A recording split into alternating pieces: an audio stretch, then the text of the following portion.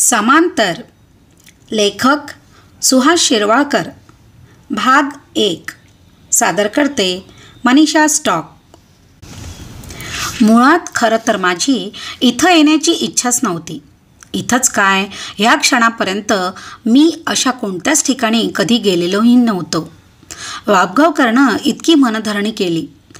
त्याचं मन मोडायचं नाही म्हणून केवळ मी इथे आलो होतो. तो त्या कोणा स्वामीबद्दल फार आदरानं बोलत होता म्हणून मी मनातली अश्रद्धा त्याला मोकळ्या मनानं सांगितली नव्हती. पण अगदी खरं सांगायचं तर ज्या माणसाला मोठमोठे नट्या कार पाठवून बोलावून घेतात त्याला भेटायला अशा ठिकाणी यावं लागेल असं मी गृहीतच धरलं नव्हतं. माझा साफ हिरमोड झाला होता.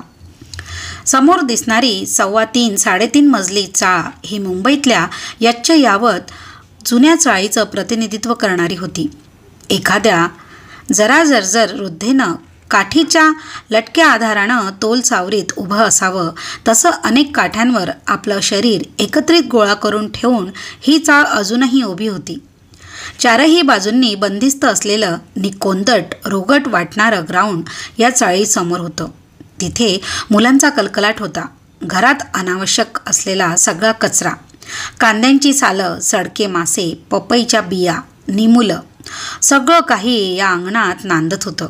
गुदमरल्या वातावरणात या साऱ्यांचा एक उग्र कुचकट दर्प दरवळत होता. इमारत या गच्चाळीहूनही अंधारी नि घाण होती. तिचे ते अनेक टेकू आणि पडझड पाहूनच मनात धडकी भरत होती. 4 पोरांनी गंमत म्हणून एखादा टेकूचा बांबू हलवला, पाडला, तोडला तर काय होईल? चाळ मुडपून जमिनीवर अक्षरशः बसेल का?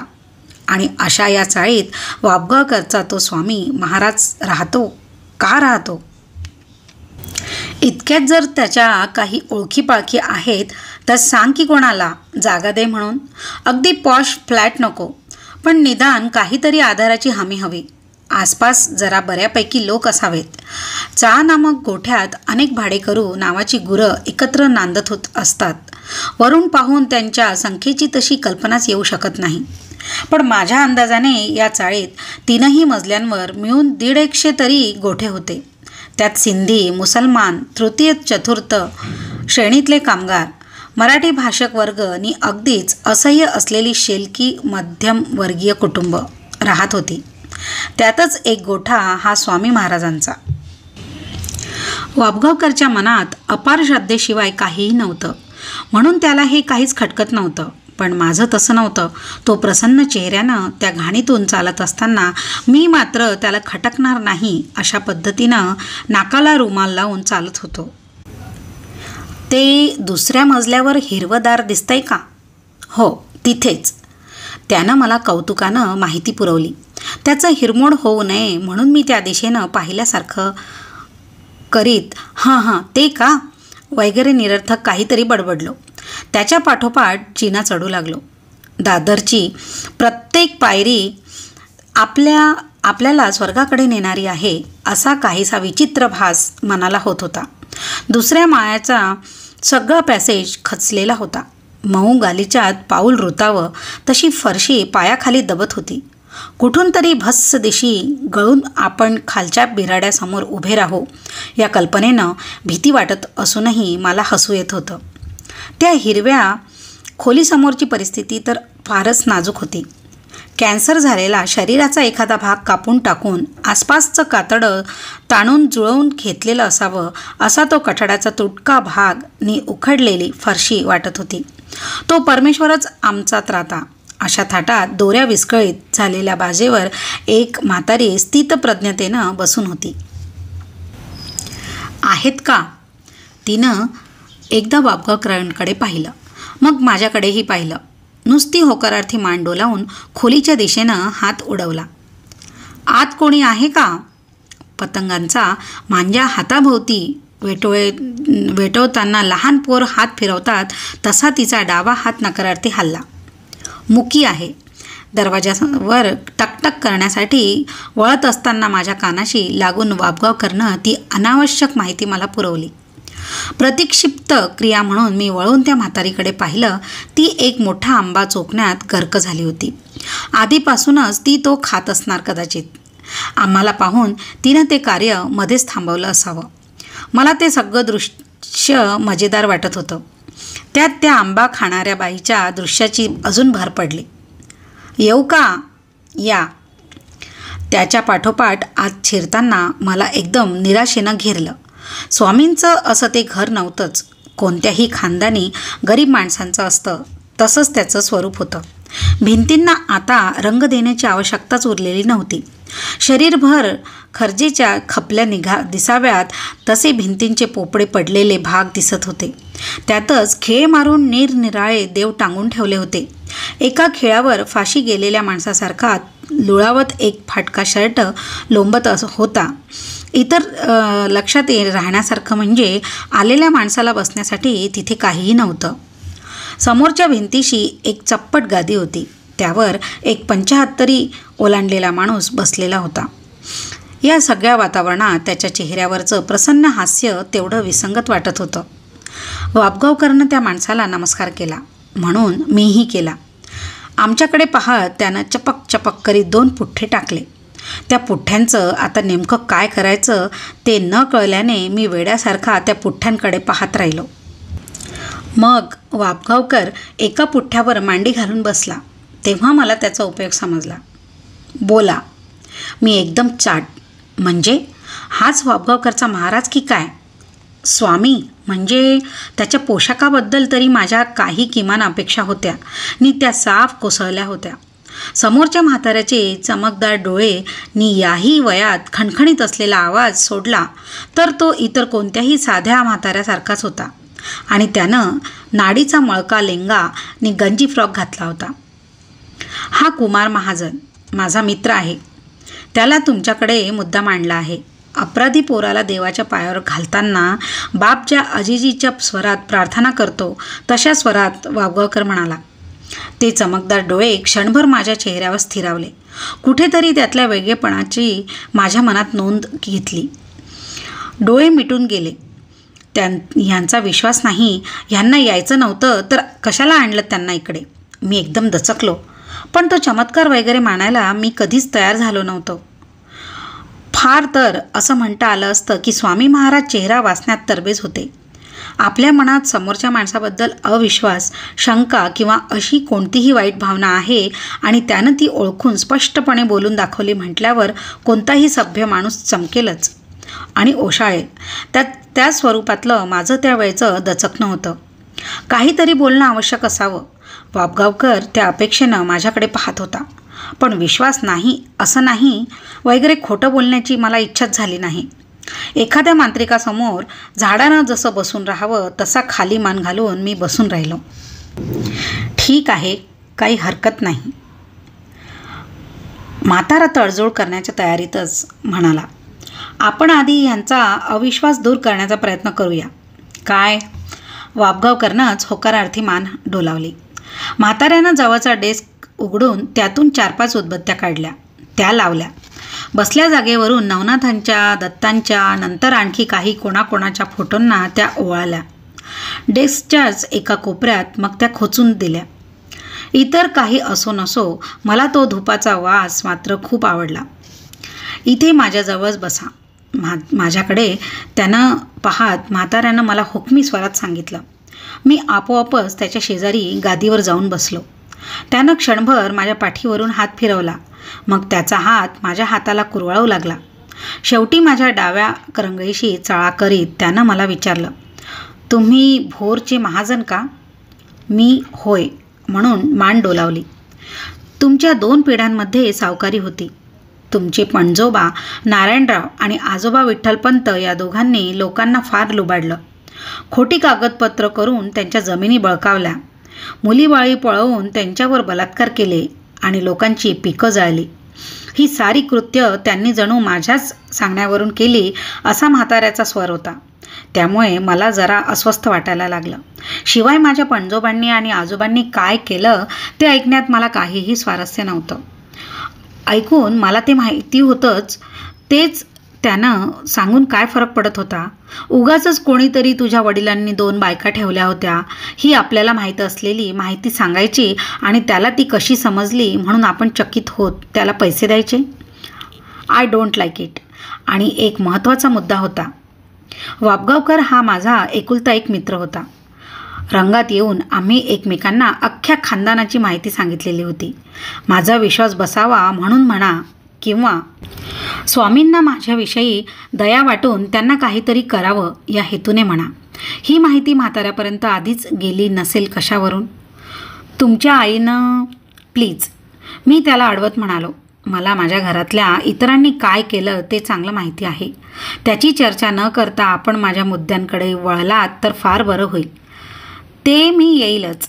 मला एक सांगा, तुमच्या शरीरावर कुठं हृदयावर तुळशीच्या पानाच्या आकाराचा डाग आहे का? हो आहे. बरोबर.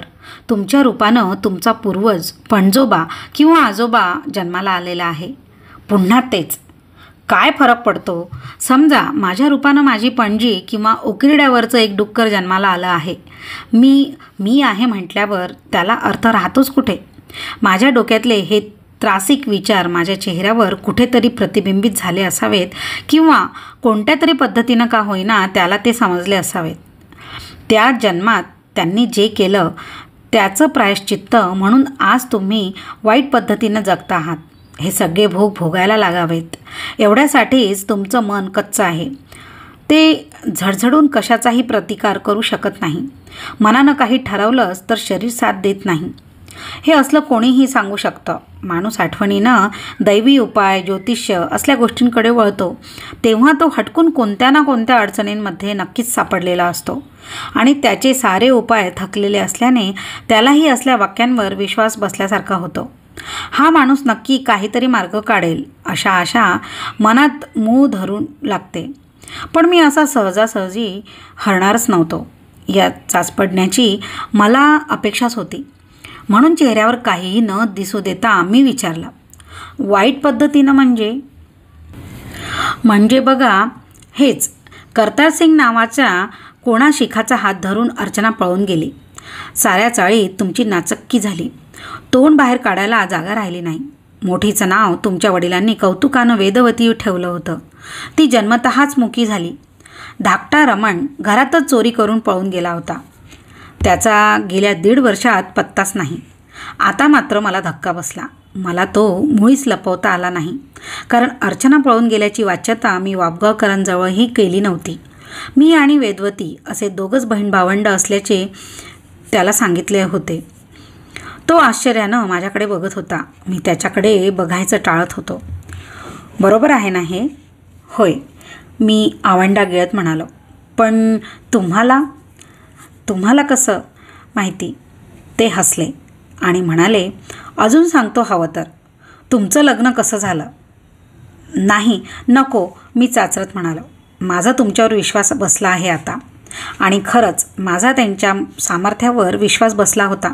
त्यांनी जे काही सांगितलं त्याचा विचार करता ते साहजिकच होतं. स्वामी महाराज प्रेमळपणे हसले. माझ्या पाठीवरून हात फिरवत म्हणाले, तुमच्या विश्वास नव्हता म्हणून या गोष्टी सर्व मला सांगाव्या लागल्या. नाहीतर ज्या गोष्टी विसरण्याचा तुम्ही आटोकाट प्रयत्न करता त्या विसरता याव्यात म्हणून भलेबुरे मार्ग तुम्ही पत्करता त्यांची मी तुम्हाला आठवण करून दिली नसतीच. असो, पण तुम्हाला एक इशारा देतो. त्यांनी इशारा म्हणताच माझ्या छातीत सूक्ष्मपणे धडधड सुरू झाली.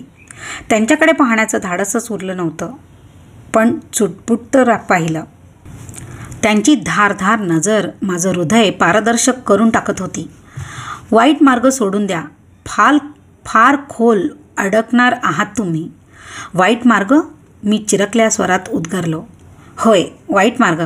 उदाहरणार्थ, ऑफिसात तुमचे वरिष्ठ तुम्हाला घालून पाडून काही बोलले की त्या संध्याकाळी तो अपमान विसरण्यासाठी तुम्ही अपेयमान करतात. त्यामुळे मनाला विरंगुळा होतो अशी तुमची खोटी कल्पना करून घेता. पण ते खरं नाही. पेयातली मादकता तुमच्या नसा उत्तेजित करते म्हणून ते क्षणिक बरं वाटणं असतं. त्यासाठी मोजावी लागणारी किंमत जबरदस्त असते. म्हणून त्या व्यसनात तुम्हाला गुरफटून आपली विचारशक्ती घालवून बसतो. इच्छाशक्ती दुर्बळ करून टाकतो.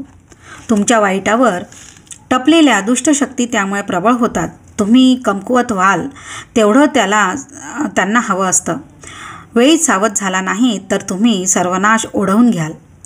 स्वामी माझ्या दारू पिण्याबद्दल बोलत होते आणि प्रथमच मला थोडी थोडी भीती वाटायला लागली होती. त्यांचं म्हणणं खरं होतं. काही ना काही कारणानं मी दर 1-2 दिवसाआडची संध्याकाळ दारूच्या प्याल्यामध्ये बुडवून टवटवीत करीत होतो. त्यावेळी मनाची समजूत घालताना मी स्वतःला बजावत होतो, आपल्याला काही दारूचं व्यसन नाही. आपण केव्हाही पिणं बंद करू शकतो. हा केवळ एक विरंगुळ आहे. पण आता स्वामींच्या तोंडून व्यसनाचा उल्लेख ऐकताना वाटत होतं, आपल्या स्वभावावर काळा शार हलक्या दारूचा अथांग सागर पसरत चालला आहे. आपण त्यातून बाहेर पडण्यासाठी जीवाच्या आकांतानं हातपाय मारीत आहोत. शरीर थकत थकत चाललं आहे, पण दूरवर कुठेही किनारा दृष्टीपथात येतच नाही आहे. हळूहळू असहाय होत आपण त्या द्रावात बुडून जाणार आहोत. स्वामी महाराज, मी घोगऱ्या आवाजात म्हणालो, मी तुम्हाला शरण आलो आहे. मला यातून वाचवा महाराज. मी इतक्या झटपट हार स्वीकारलेली पाहून वाबगावकरच्या श्रद्धा कुरवाळल्या गेल्या. तो मंदपणे हसत आमच्याकडे आळीपाळीनं पाहायला लागला. त्याच्याकडे लक्ष न देता स्वामी म्हणाले, वाबगावकर आणि महाजन, मी काही कोणी अधिकारी पुरुष नाही. वयाच्या 15व्या वर्षापासून मला भविष्य वगैरेचा नाद होता. अभ्यास करीत गेलो. निरनिराळी अंग कळायला लागली. काही प्रसिद्धी प्राप्त झाल्या. काय घडलं, पुढे काय घडणार आहे हे मी सांगू शकतो, पण त्यातून वाचवण्याचे उपाय मला. मग काय उपयोग? निराश होत मी विचारलं. ते हसले. उपयोग नाही कसा? समजा अंधाऱ्या रस्त्यानं तुम्ही चालला आहात. रस्ता तुम्हाला माहिती नाही. तो पुढे एका खड्ड्यापाशी तुटला आहे असं कोणी जर तुम्हाला सांगितलं, त्याचा काहीच उपयोग नाही. तुमची विचारशक्ती वापरून तुम्ही रस्ता बदलता किंवा ताकदीनं उडी मारून खड्डा ओलांडता. उडी चुकून जर खड्ड्यात पडलात तर पडण्यात अनपेक्षित असतं असं काही नसतं. तुमच्या मनाची तयारी झालेली असते, नाही का? एका अर्थी त्याचं म्हणणं बरोबरच होतं. दुसरा रस्ता सांगता येत नाही म्हणून लाल दिव्यानं पुढचा धोकाही दाखवायचा नाही का? तुमची इच्छा असेल तर तुमचा हात पाहून मी तुमचं भविष्य अचूक सांगू शकतो. ते खरं झालं नाही तर तुम्ही मला जाब विचारू शकता. रस्त्यावरच्या कुडमुड्या ज्योतिषाप्रमाणे मी आपली जबाबदारी झटकून मोकळा होणार नाही, पण तुमच्या अंधविश्वासाचा गैरफायदा घेऊन आपल्याजवळ नाही ते आहे असं भासवून मी तुमची दिशाभूलसुद्धा करणार नाही. हा महान माणूस इतक्या वर्षानंतरही दरिद्री का राहिला ते मात्र आत्ता मला समजलं. पण त्या समजण्यात कुचेष्टा नव्हती. त्यांच्या सच्चेपणाचा मला आदर वाटत होता. हात पाहू तुमचा. मी हात पुढे केला. त्या दारानं आत जा. मोरीच्या काठावर साबण आहे, बादलीत पाणी आहे, तपेली आहे. हात स्वच्छ धुवा, पाय धुवा, आतल्या देवाला नमस्कार करून या. मी निमूटपणे उठलो. त्यांनी दाखवलेल्या दारातून आत गेलो. क्षणी त्यांच्यावर माझा इतका विश्वास बसलेला होता की त्यांनी जर सगळे कपडे उतरवून देवाला नमस्कार करून या म्हटलं असतं तरीही मी कसलाही विचार न करता कपडे काढले असते. बाहेरून वाटत होती तेवढी त्यांची जागा लहान नव्हती. मधली एक खोली खूप मोठी होती, पण अंधारी होती. खोलीला बाहेरच्या खोलीत उघडणारी एकमेव खिडकी होती. तीही कायमची बंद होती. आतल्या आणि बाहेरच्या खोलीतला प्रकाश जेवढा आत येऊ शकेल त्यावरच इथल्या अंधार उजेडाची भिस्त होती. एक आत जाणारा चिंचोळा पॅसेज होता, तर बाकी खोलीभर छताला भिडलेले लाकडी स्टँड होते. ते कसल्या कसल्या फायलींनी गच्च भरलेले होते. कॉर्पोरेशनच्या फायलिंग सेक्शनला आल्यासारखं वाटत होतं. कुठे ठेचकळणार नाही, पडणार नाही याची खबरदारी घेत मी आतल्या खोलीत गेलो. ही खोली बाहेरच्या खोली एवढीच लहान होती. कोपऱ्यात मोरी होती. त्या शेजारी स्वयंपाकाचा ओटा होता. त्यावर घराचं दारिद्र्य दाखवणारं तुटपुंज सामान होतं. भांडीकुंडी सगळी जळकट ॲल्युमिनियमची होती. या माणसाला स्वतःच्या भविष्यात काय आहे ते कळलंच नसेल का कधी? का कळूनही तो म्हणतो त्याप्रमाणे त्यावर काही तोडगा सापडला नसेल का? का त्याचं मनच संसारी सुखापासून विरक्त अलिप्त असल्याने त्याला या सुखांचा मोहच नसेल? मी हातपाय धुतले. हातांना साबण लावत असतानाच वाबगावकर आत आला.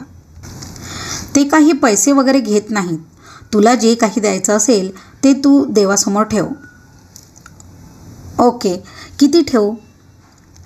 काय ठेव काहीतरी. भविष्यात कधी फुकट ऐकू नाही म्हणतात. 11 रुपये ठेवू का? हो ठेव. खोलीच्या दुसऱ्या कोपऱ्यात एक शिसवीचा मोठा चौरंग होता. त्यावर तुकतुकीत देव्हारा. देव्हाऱ्यात दत्तांची अतिशय सुंदर अशी संगमरवराची मूर्ती होती. खाली पादुका होत्या. त्या लालसर लाकडाच्या होत्या. दत्तांच्या मागे इथेही नवनाथांचा मोठा फोटो होताच. इतकं करून देवांचा पसारा संपत नव्हता. देव्हाऱ्यावर एक फळी ठेवलेली होती. त्यावर गणपती, सरस्वती, लंगडा बाळकृष्ण, मारुती अशा 20-25 छोट्या पितळेच्या मूर्तींनी भरलेलं तबक होतं. त्यातच फणाधारी शिवलिंगसुद्धा होतं. तुळजाभवानी, शनी महाराज, सूर्य असे बरेच काही टाक गोलाकार ठेवलेले होते. एका स्टीलच्या पसरट गोल वाडग्यात कसलं तरी यंत्र होतं. सगळ्यात देवांना त्यांच्या आवडीची फुलं वाहिलेली होती. देवीवर, गणपतीवर हळद कुंकू होतं. लाल फुलं होती. दुर्वा होत्या. शिवलिंगावर बेलाचं त्रिदल नि पांढरं फूल होतं. सगळं जिथल्या तिथं होतं. मुंबईत इतकं यथासांग सगळं जमू शकतं याचंच मला मोठं आश्चर्य वाटलं. आयुष्यात पहिल्यांदाच मी देवासमोर नम्रपणे उभं राहून त्याला सश्रद्ध मनानं हात जोडले असतील. पण त्या क्षणार्धातही मला फार बरं वाटलं. कुठून तरी प्रकाशाचा किरण दिसत असल्याचा मला भास झाला होता. मित्रांनो, कशी वाटली कथा? आवडली ना? आता बघूया कुमार महाजनसोबत पुढे काय काय घडतं ते.